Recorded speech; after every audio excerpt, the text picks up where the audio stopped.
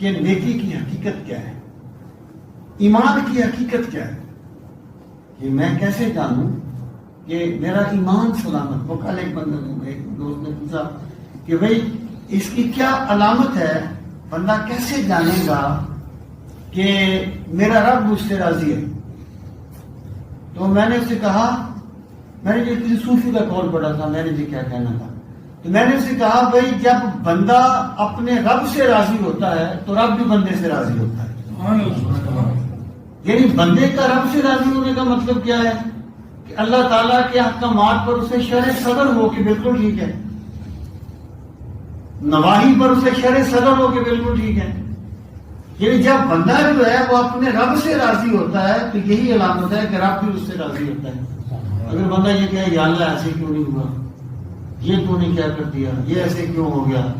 تو اس کا مطلب یہ ہے کہ اللہ بھی اس سے راضی ہے۔ وہ سیاسی سرکار کی بارگاہ میں آئے اور یہ پوچھنے کے لیے کہ ایمان کی حقیقت کیا ہے، تو آپ نے فرمایا اذا سرت کا حسنۃ وساءت کا سیئۃ فانت مومن، جب تجھے نیکی کر کے خوشی ہو اور غلطی کر کے افسوس لگ جائے فانت مومن، تو تو ایمان والا ہے، تیرا ایمان سلامت ہے۔ مطلب کیا ہے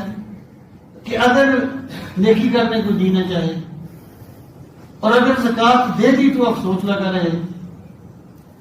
اور نماز چھوڑ دی تو کوئی پرواہ نہ ہو،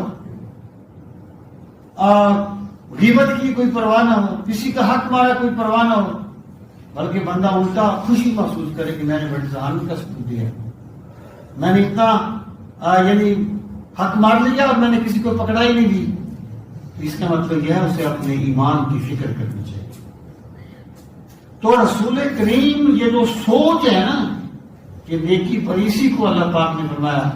یا ایھا الذین آمنوا اتقوا اللہ یجعل لکم فرقانا، اے ایمان والو اگر تم اللہ سے ڈرتے رہو گے تو اللہ تمہیں فرقان عطا کرے۔ فرقان کیا ہے؟ اے بصیرۃ فی قلوبکم تفرقون بہ بین الحق والباطل، اللہ تمہیں وہ ایمان کا نور نصیب کر دے گا جس کے ساتھ تم نیکی کو اچھا سمجھو گے اور گناہ کو برا سمجھو گے۔ یعنی یہ جو سوچ ہے نا، رسول کریم صلی اللہ تعالی علیہ وآلہ وسلم معصوم ہونے کے باوجود یہ دعا مانگتے ہیں کہ میرے رب مجھے ان لوگوں میں سے کر دے جو نیکی کر کے خوش ہوتے ہیں، اگر کبھی غلطی ان سے ہو جائے تو استغفار کرتے ہیں، بے فکر ہو کے نہیں بیٹھے رہتے، اس پر نہ